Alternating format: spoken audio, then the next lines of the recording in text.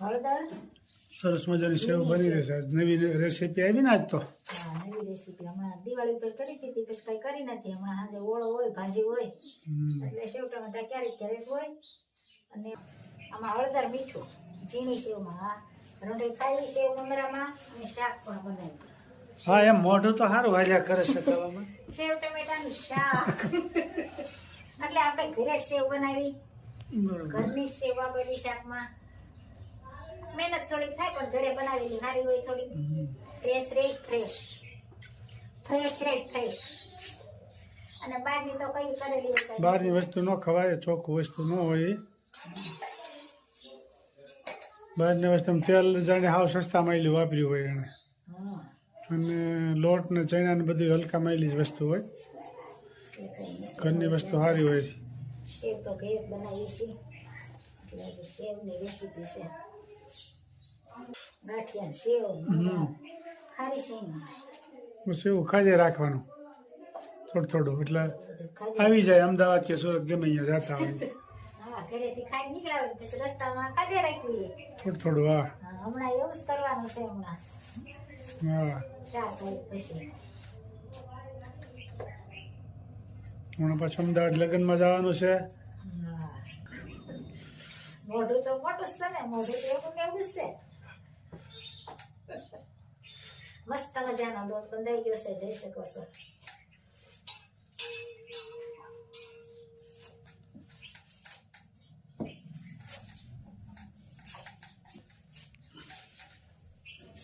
સરસ મજાની સેવ બનશે.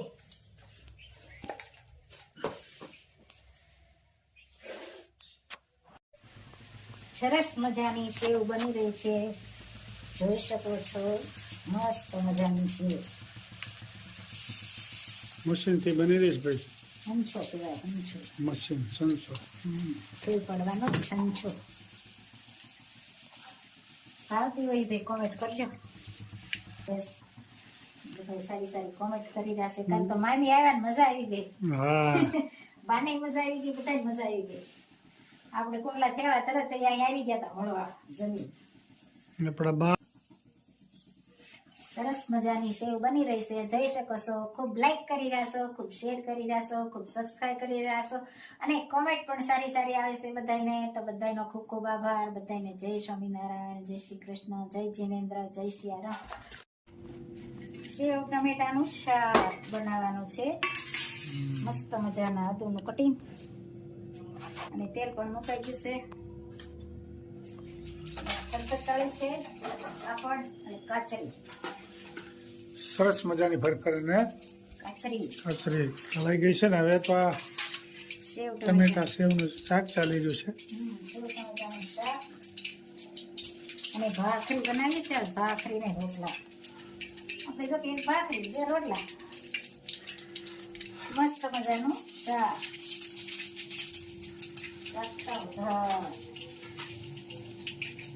અને કોમેન્ટ પણ સારી આવે છે. બધાનો ખૂબ ખૂબ આભાર.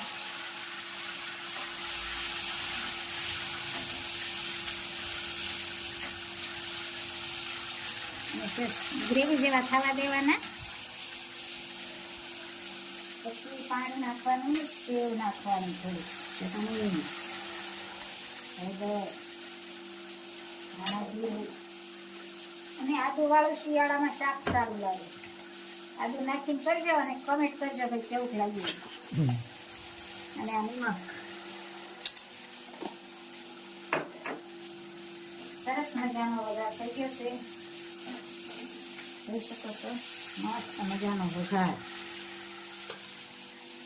સેવ ટમેટા શાક વઘાર.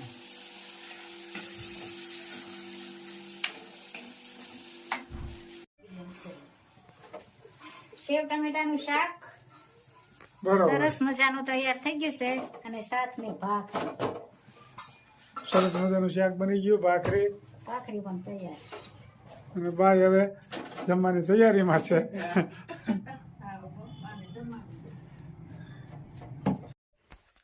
શિવે સમાધિમાં રાસ દીઠો કૃષ્ણનો રે, એવા ગોપી સંગે લીલા કરે ઘનશ્યામ શિવે સમાધિમાં રાસ દીઠો કૃષ્ણનો રે.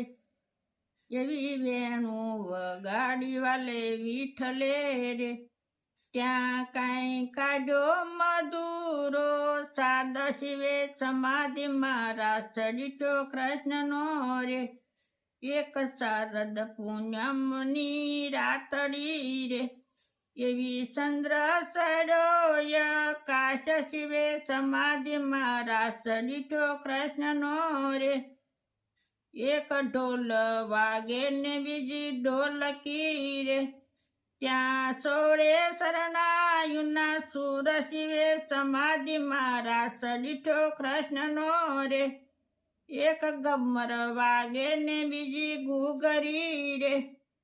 ત્યાં ઝાંઝરનો જણકાર શિવે સમાધિમાં રાસ દીઠો કૃષ્ણનો રે. ત્યાં તો વેમાને બેસી દેવો આવ્યા રે.